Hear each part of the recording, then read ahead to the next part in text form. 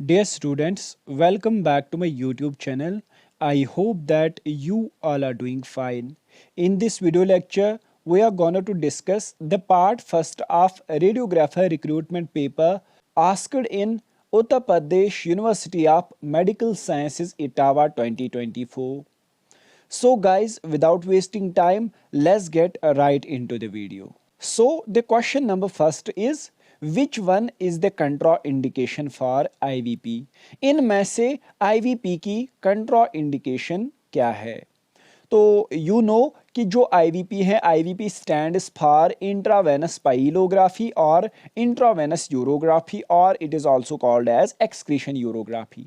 तो इनमें से कौन सी कंट्रा इंडिकेशन है IVP की? तो ऑप्शन देखते हैं क्या क्या है। Renal stone, transplanted kidney, multiple myeloma, cyst. देखिए गाइस, इसका जो राइट आंसर है that is the multiple myeloma. Other 3 options जो हैं उनके लिए IVP किया जाता है। तो मल्टीपल माइलोमा जो होता है, in patients with multiple myeloma basically there is a risk of renal failure and damage, क्योंकि मल्टीपल माइलोमा में कुछ एबनॉर्मल प्रोटीन्स प्रोड्यूस होते हैं ब्लड में, एंड अगर हम मल्टीपल माइलोमा पेशेंट में IVP करेंगे तो those abnormal proteins they can deposit in the kidneys and impair the function of the kidneys. So it's right answer is option number C, that is the multiple myeloma. Now let's move to question number 2. Question number 2 is investigation of choice for subdural hemorrhage is. Subdural haemorrhage के लिए कौन सी investigation of choice है?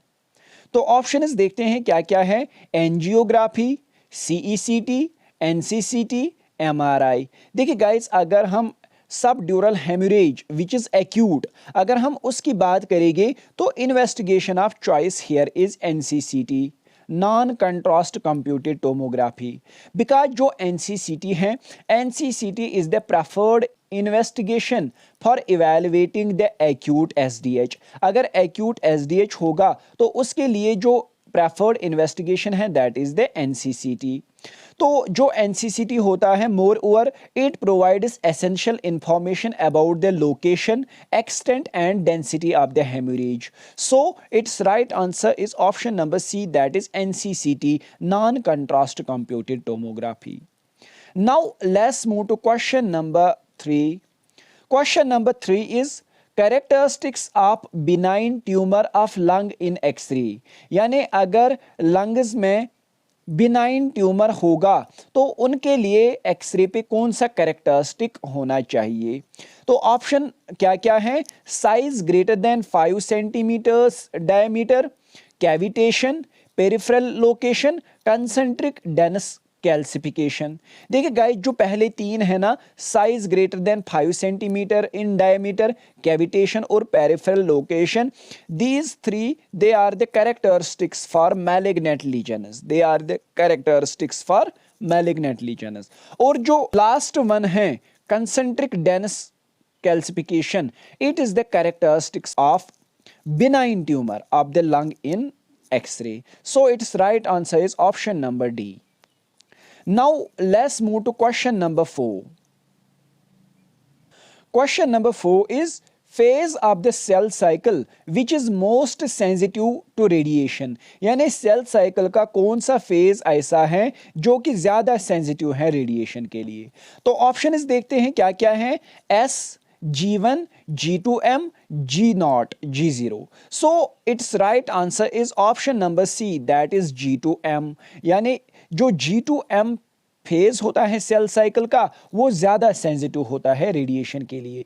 देखिए guys, अगर हम देखेंगे in the G2M phase जो sales होते हैं सेल साइकिल में, उनकी हाई मेटाबॉलिक एक्टिविटी होती है and at that time they are actively synthesising the DNA and proteins in preparation for the next cell division. So यहाँ पे जो सेल होती हैं that is more sensitive to the radiation. So it's right answer is option number C, that is G2M। Now let's move to question number 5. Question number 5 is most commonly used isotope for treatment of bone cancer. इसने कुछ isotopes दिए हैं और हमें यहाँ पे most commonly used isotope बताना है जो कि ट्रीटमेंट ऑफ बोन कैंसर के लिए हम यूज करते हैं। तो नंबर फर्स्ट इज Pb86 यानी lead 86, second is iodine 125, third is chromium 51 and fourth is the strontium 89. So clearly its right answer is strontium 89.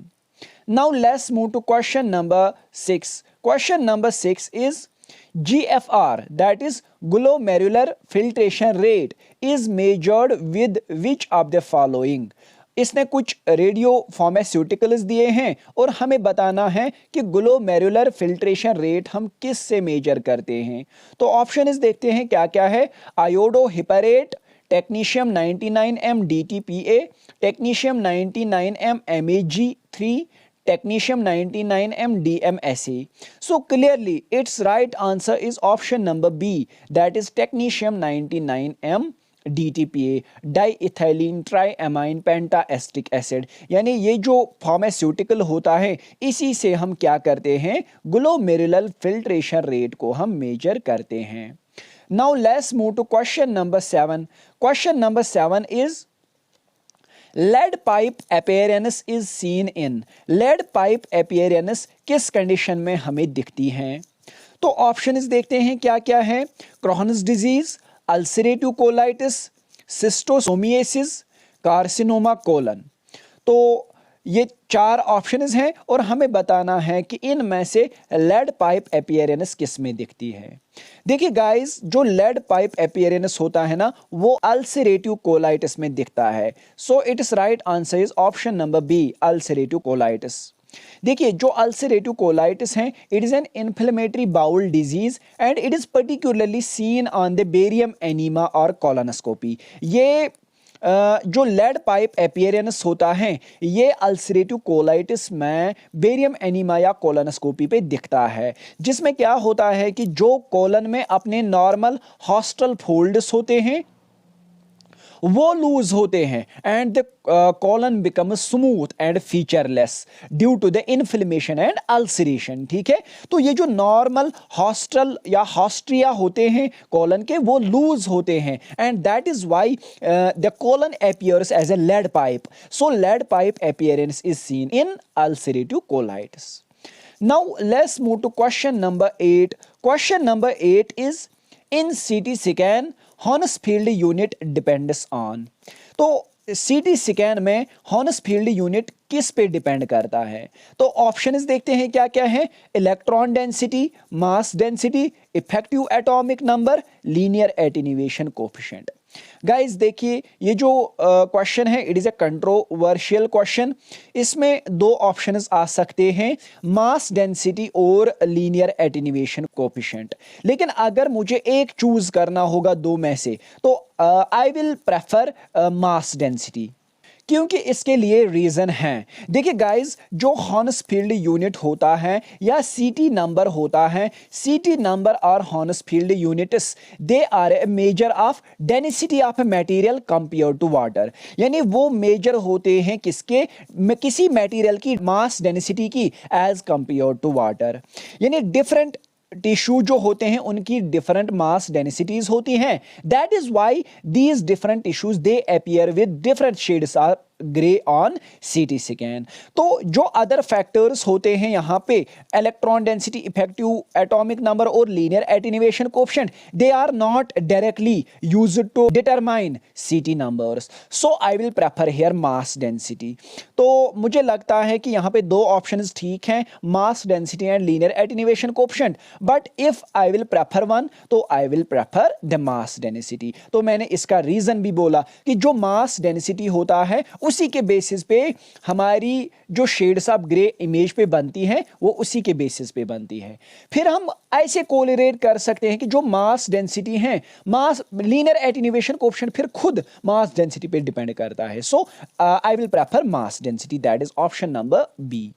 Now let's move to question number 9.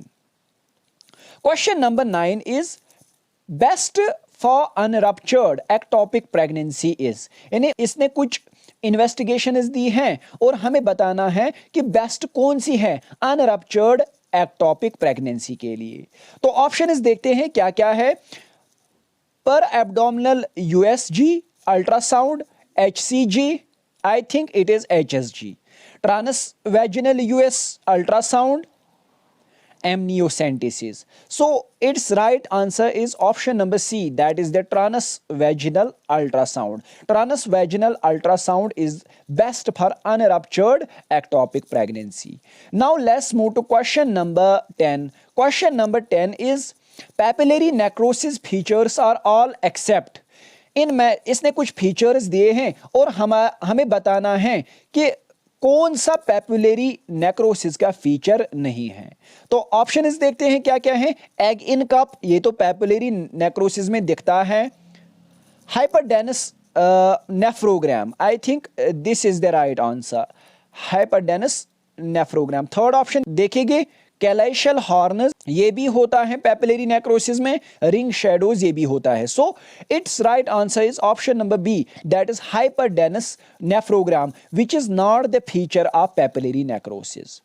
Now question number 11th and the last question of today's session is the fluoroscope was invented in which year? Fluoroscope किस year में invent किया गया था?